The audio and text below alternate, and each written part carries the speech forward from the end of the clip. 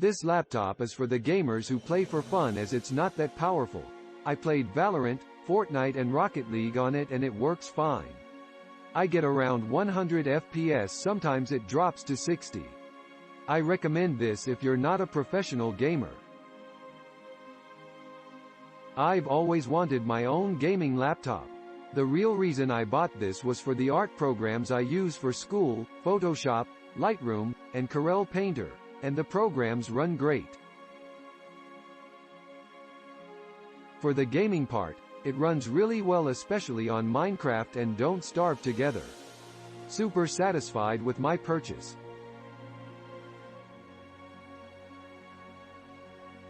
My wife and I like to do some casual gaming now and then, and the most intensive games that we've played in the past year are Divinity Original Sin 2, 7 Days to Die, and L4D2. We generally don't need the fastest computers to get decent frame rates at 1080p. The 2021 Nitro 5 is a decent upgrade for an aging Predator Helios 300, i7-7700HQ, 1066GB, that we've been using. It scored a 4824 in 3D Mark Time SPI, which is a pretty significant improvement over the approximately 3900 achieved by the older Helios 300. After upgrading the Nitro 5 to 16GB, 2x8GB, the score went up to 4932. You can see the two screen grabs attached to my review.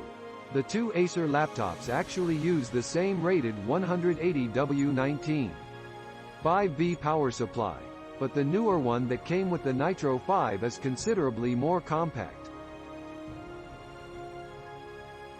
The power connectors are the same too, and I've been able to use the two power supplies interchangeably with both laptops. The Nitro 5 comes with a single 8GB stick of Hynix DDR4 3200 RAM, and CPU-Z reports that it is single rank. You also get a Western Digital AN515 3256GB SSD that provides very nice performance for an OEM drive. From what I could gather, the AN530 might be the OEM equivalent of the popular AN550, not 100% sure. Despite being an entry-level laptop, Acer provides some really nice upgrade options. There are two RAM slots, one already taken up with the 8GB of Hynix. The system has two PCIe slots, one taken up by the AN530, and a 2.5" drive tray. The cable and screws for a 2.5" drive are included in separate plastic bags.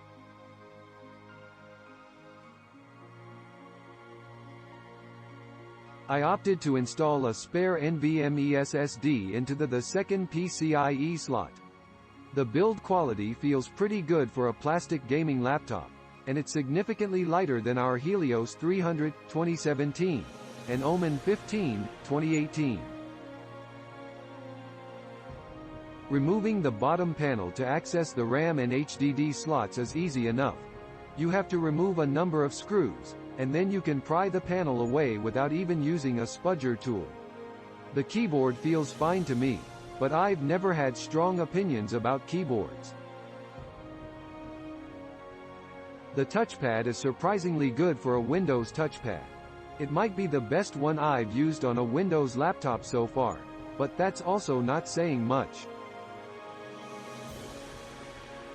It's still not quite as good as the Mac touchpad, but it's getting closer. The screen is fairly impressive as well, supporting 1080p at 144 Hz. This is my first experience with a G-Sync monitor, and it's pretty amazing. Everything in Windows looks very smooth and it's hard to go back after gaming with a high refresh rate.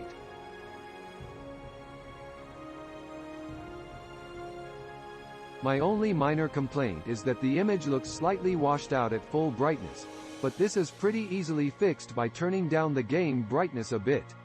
Supposedly, there's a recent or upcoming Acer firmware that increases the TGP of the GPU from 70W to 75W, but I couldn't find any specific. My laptop came with firmware v2.03, which is currently the latest version. Overall, this laptop is pretty good value for casual gamers who want something portable. The 70W, 75W RTX 3050 isn't going to amaze anyone, but it's pretty good for 1080p gaming.